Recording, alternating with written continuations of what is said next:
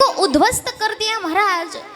और तत्पश्चात जो दक्ष थे उनको नंदीश्वर ने श्राप दिया था कि तुम कब से मैं ऐसा मैं वैसा ऐसे कर रहे हो ना, तो तुम्हें जाओ, तुम्हें बकरे का मुख लग जाएगा। तो महाराज वीरभद्र ने उनके वचनों का मान रखते हुए दक्ष को बकरे का मुख लगा दिया महाराज। और इस प्रकार यहाँ शंकर भगवान भी आए और शंकर भगवान का भी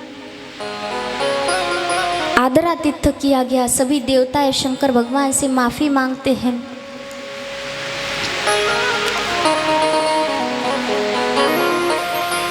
यहाँ भगवान का भी आगमन हो जाता है। भगवान कहते हैं कि जो मेरे शिवजी का अपमान करेगा वो मेरे अपमान के समान होगा। आजकल ना लोगों में बहुत चल रहा है, हम कृष्ण भक्त हैं, हम राम भक्त हैं, हम शिव भक्त हैं, किंतु कृष्ण, राम और शिव इनमें कोई भी भेद नहीं महाराज। अगर आप शिव जी का अपमान कर दो तो आप कभी भी श्री राम प्रभु को और हमारे कृष्ण प्रभु को पा नहीं सकते।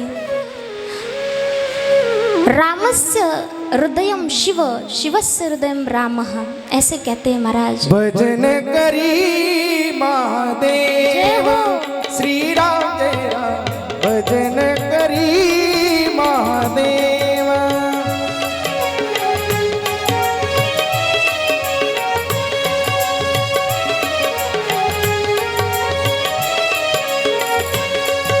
श्री राम जय राम, भजन करी महादेव, हाँ भजन करी महादेव।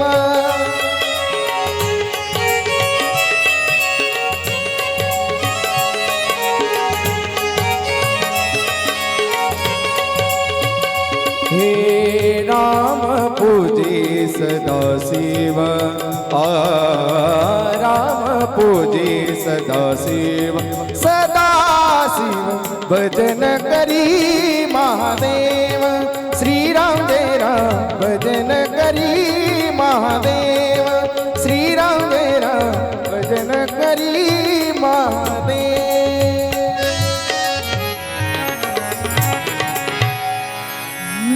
बोलिए श्री शंकर महाराज की जय। महाराज यही भगवान शिव और सती माता का चरित्र समाप्त होता है। और मनु के जो पुत्र थे राजा उत्तानपाद, इनकी कथा यहाँ आती है और यही ध्रुव चरित्र बताया जाता है। तो महाराज राजा उत्तानपाद जिनकी दो पत्नियां थी, एक सुरुचि और एक सुनीति। ये जो जीव होता है ना, ये भी राजा उत्तानपाद की तरह होता है। राजा उत्तानपाद को सुनीति पसंद नहीं, सुरुचि पसंद है, क्योंकि सुरुचि का रूप अच्छा है और सुनीति रूप से भले भी अच्छी ना हो किंतु कर्मों से बहुत अच्छी है। ठीक वैसे ही जैसे जीव को सुनीति पसंद नहीं आती किंतु सुरुचि पसंद आती है। हमारी बुद्धि भी ऐसी है, हमें अगर कोई अच्छा कर्म करने के लिए बोला जाए तो वो हमें पसंद नहीं आता, किंतु सुरुचि माने मनमानी करने वाली, अगर मनमानी करने को बोला जाए तो वो हमें पसंद आता है। ठीक वैसे ही उत्तानपाद राजा की दशा है महाराज। उनकी दो रानियां हैं, एक है सुनीति और एक है सुरुचि। जिनमें से उन्हें बहुत जो प्रिय है वो है सुरुचि। सुरुचि का फल है उत्तम और सुनीति का फल है ध्रुव। ध्रुव माने अविनाशी, जिसका कभी नाश नहीं होगा, वो है सुनीति का फल ध्रुव। और सुरुचि का फल है उत्तम। मनमानी का जो फल मिलता है वो हमें लगता तो उत्तम है, किंतु होता नहीं। इस प्रकार महाराज एक दिन अपने दोनों पुत्रों को लेकर के राजा उत्तानपाद बैठे थे। अपनी जंघा पर दोनों पुत्रों को बैठाया था। और जब ये दृश्य रानी सुरुचि ने देखा तो महाराज ध्रुव जी को हाथ पकड़ के नीचे उतार दिया। कहती है कि अरे ध्रुव, तू तेरे पिताजी की जंघा पर कैसे बैठ गया? तेरा ये अधिकार नहीं।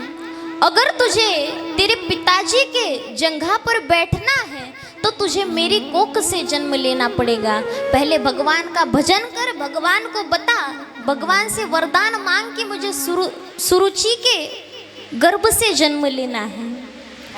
देखो महाराज, ऐसी होती है अभिमानी बुद्धि। सुरुचि को लगता है कि उसकी कोख से जन्म लेने के लिए भगवान का भजन करना पड़ेगा। ये है अहंकारी वृत्ति। अब महाराज ध्रुव महाराज 5 वर्ष के बालक है और क्षत्रिय होने के कारण वो अपना अपमान न सह सके। रोते रोते आ गए महाराज अपनी माता के पास। मैया, माता। जब माता ने पूछा कि अरे ध्रुव क्यों रो रहे हो, तो महाराज जो दासियां होती है वो सुनीति से कहती है कि हे महारानी, जब ध्रुव महाराज अपने पिताश्री के जंघा पर बैठे थे तब इनकी जो बड़ी माता है सुरुचि महारानी ने इनका अपमान कर दिया। कह दिया कि अगर तुम्हें राजा की जंघा पर बैठना है तो तुम भगवान का भजन करो और तत्पश्चात उनसे वरदान मांगो कि मुझे सुरुचि के गर्भ से जन्म दे दो प्रभु। महाराज सुनीति बात को समझ गई। अपना पुत्र रो रहा है, उस पुत्र को समझाती है, बेटा ध्रुव देख, तेरी जो बड़ी माता है ना, उसकी बात का गलत मत मानना। अरे देख, वो तो मुझसे भी ज्यादा अच्छी है। मैंने कभी तुझको बताया नहीं कि भजन करना चाहिए, किंतु तेरी जो बड़ी माता है उसने तुझे भजन का मार्ग दिखाया। उसने तुझे ये बात समझाई कि भजन करना चाहिए, भगवान की भक्ति करना चाहिए। महाराज सुनीति की जगह पे अगर आप होते तो क्या करते?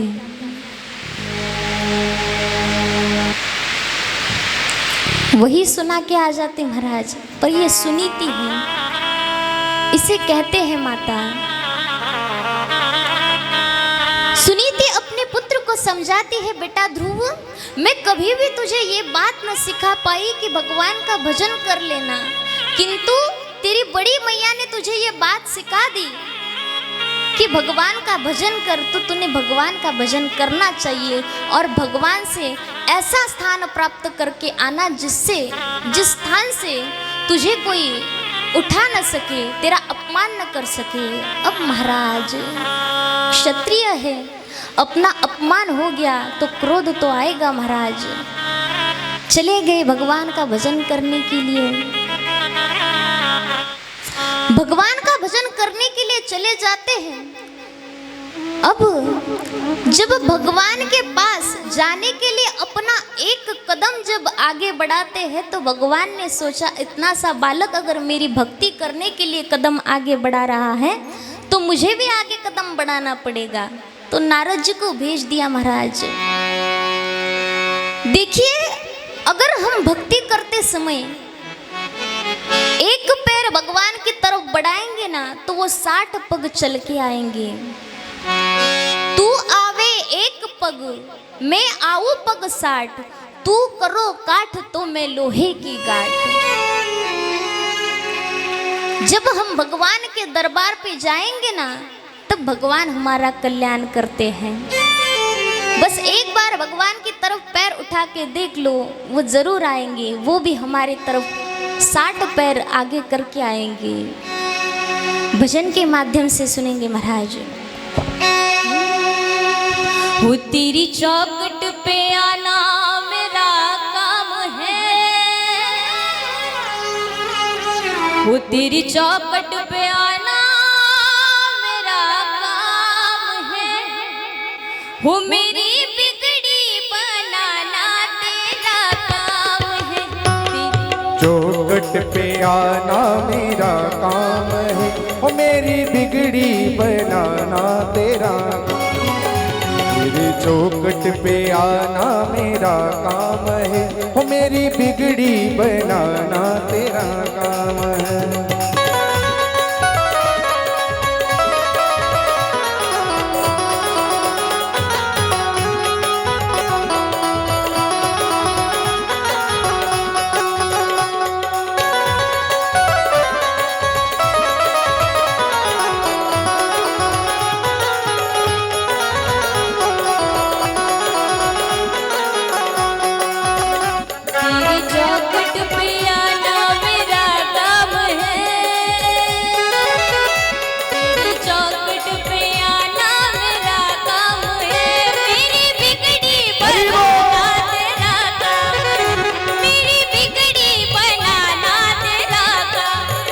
तेरी चौखट पे आना मेरा काम है, तेरी चौखट पे आना मेरा काम है, वो मेरी बिगड़ी बनाना तेरा काम है, वो मेरी बिगड़ी बनाना तेरा काम है।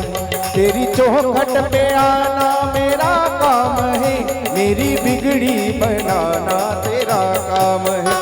तेरी चौखट पे आना मेरा काम है, मेरी बिगड़ी बनाना तेरा काम है।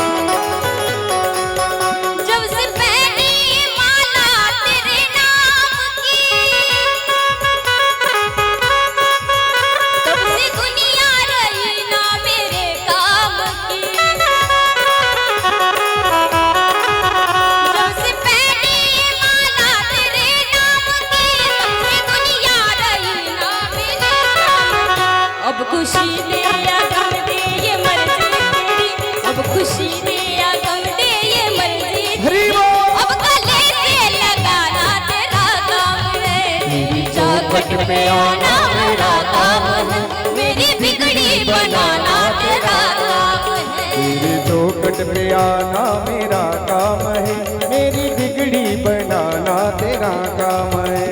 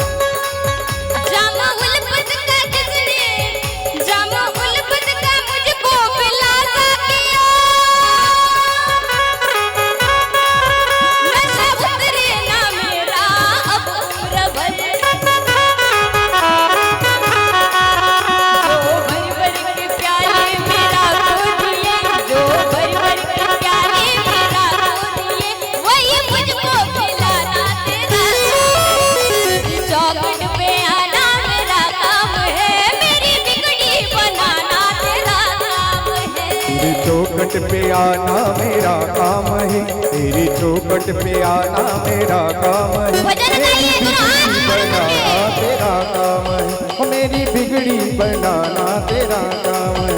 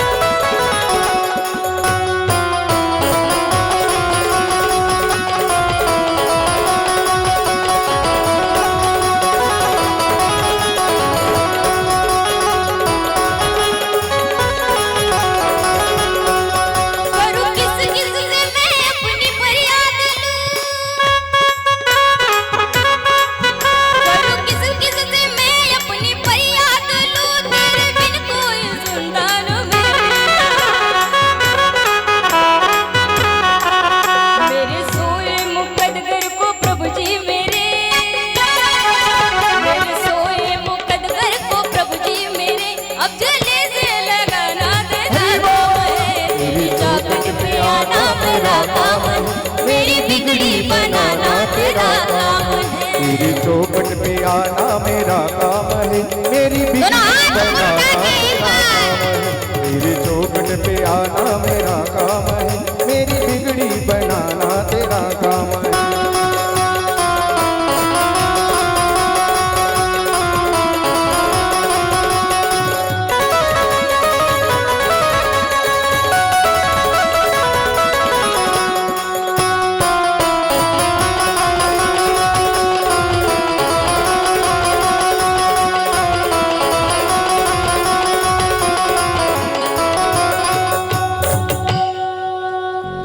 मेरे पीछे एक बार गाइएगा। वो तेरी चौखट पे आना मेरा काम है,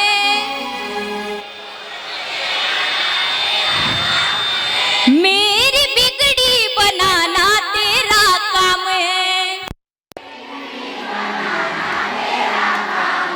वो तेरी चौखट पे आना मेरा काम है,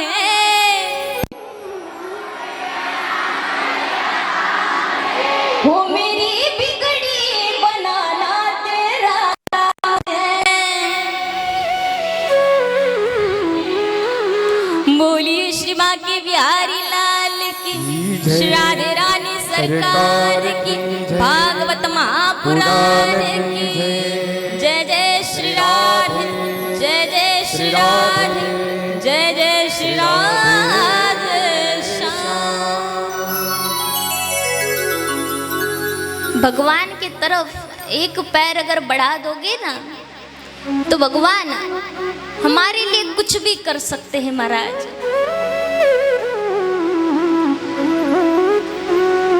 भगवान के लिए अगर सब कुछ छोड़ करके जाओगे ना तो चिंता किसी भी बात की मत करना, क्योंकि चिंता करने वाला ऊपर बैठा है। 5 वर्ष के थे महाराज ध्रुव महाराज, इतना वैराग्य। 5 वर्ष की उम्र में भगवान का भजन करने के लिए चले गए महाराज। यही श्री नारद जी का आगमन होता है। नारायण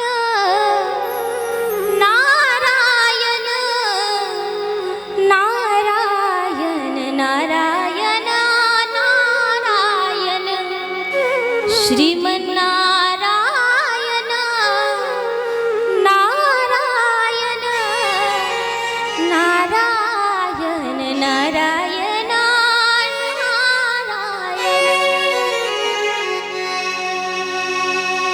श्री नारद जी का यहाँ पे आगमन होता है महाराज। ध्रुव जी की परीक्षा लेते हैं, कहते हैं कि हे बालक तुम कहाँ जा रहे हो? तो ध्रुव जी ने अपना परिचय बताया और कहा कि महाराज जी मैं भजन करने के लिए जा रहा हूँ। मैं भगवान से ऐसा स्थान प्राप्त करने के लिए जा रहा हूँ जिस स्थान से मुझे कोई भी उठा न सके। नारद जी कहते हैं कि अरे ध्रुव जी, अरे ध्रुव, तुम्हारी उम्र है क्या भजन करने की? तुम क्यों भजन कर रहे हो? तो महाराज, ध्रुव महाराज बताते हैं कि हे संत भगवान, मेरी माताजी ने मेरा अपमान किया है। उन्होंने कहा है कि जाओ भगवान का भजन करो, इसलिए मैं भजन करने के लिए आया हूँ। अब मैं भगवान को प्राप्त करके ही मानूंगा। नारद जी परीक्षा लेते हैं महाराज छोटे से ध्रुव जी की। कहते हैं कि अरे तुम छोटे बालक हो, माता पिता अगर कुछ कह दे तो इस बात से क्रोधित नहीं होना चाहिए, जाओ जाके घर जाओ। पर महाराज ध्रुव जी अटल है अपने मार्ग पर। कहते हैं आप सच्ची वाले नारद हो या झूठे वाले नारद हो? नारद जी कहते हैं अरे भाई सच्ची वाला नारद हो, तो आप मुझे उल्टी राह क्यों दिखा रहे हैं? मैंने तो सुना है कि नारद जी सबको राह दिखाते हैं, भगवान की तरफ खींच के लेके जाते हैं। आप तो मुझे उल्टी राह दिखा रहे हैं। मैं भगवान की तरफ जाना चाहता हूँ और आज आप मुझे घर भेजना चाहते हैं। महाराज समझ गए नारद जी कि इनकी भक्ति कठोर है। निकल पड़े ध्रुव महाराज, भगवान को प्राप्त करने के लिए निकल पड़े। महाराज इतना भजन किया, पहले तो अन्न पानी सब छोड़ दिया महाराज। फलाहार करके अपना जीवन बिता रहे थे। तत्पश्चात पत्ते खाने लगे। उसके बाद भजन का इतना प्रभाव हुआ कि हवा से अपना जीवन व्यतीत करने लगे, अपना प्राण चलाने लगे। इतना प्रभाव हुआ भजन का कि सारे सृष्टि की जो हवा थी वो अपने अंदर ले ली महाराज और भगवान का भजन करने लगे। अब सभी देवता भगवान की शरण में जाते हैं। प्रभु, ये आपका कौन सा इतना असीम भक्त है जो आपकी ये भक्ति कर रहा है? कृपा करके आप जाइए, वरना ये सृष्टि का विनाश हो जाएगा। तब महाराज भगवान ध्रुव जी को दर्शन देने के लिए आते हैं। ध्रुव जी ने बहुत सुंदर यह स्तुति की है। ध्येयं सदा परिभवग्नमभीष्टदोहं तीर्थास्पदं शिवविरञ्चनुतं शरण्यं भृत्यार्तिहं प्रणतपालभवाब्धिपोतं वन्दे महापुरुष ते चरणारविन्दम्। भगवान की स्तुति करते हैं महाराज और भगवान से ये भी कहते हैं, योऽन्तः प्रविश्य मम वाचमिमां प्रसुप्तां सञ्जैवयत्यखिल शक्तिधरस्वधाम्ना अन्यांश्च हस्तचरणश्रवणत्वगादीन् प्राणान् नमो भगवते पुरुषाय तुभ्यम्। पहले तो भगवान को देख करके महाराज मंत्रमुग्ध हो गए, कुछ बोल न पाए। तो भगवान ने अपना जो शंख था वो शंख ध्रुव जी के गालों पर रख दिया। महाराज अपनी नजरों में भगवान को समा लेते हैं ध्रुव जी। तत्पश्चात वाणी प्रकट हो गई तो भगवान का सुंदर भगवान की स्तुति करते हैं। कहते हैं कि प्रभु, मैं जो भी आपकी स्तुति कर रहा हूँ वो आपके बल से, आप ही मेरी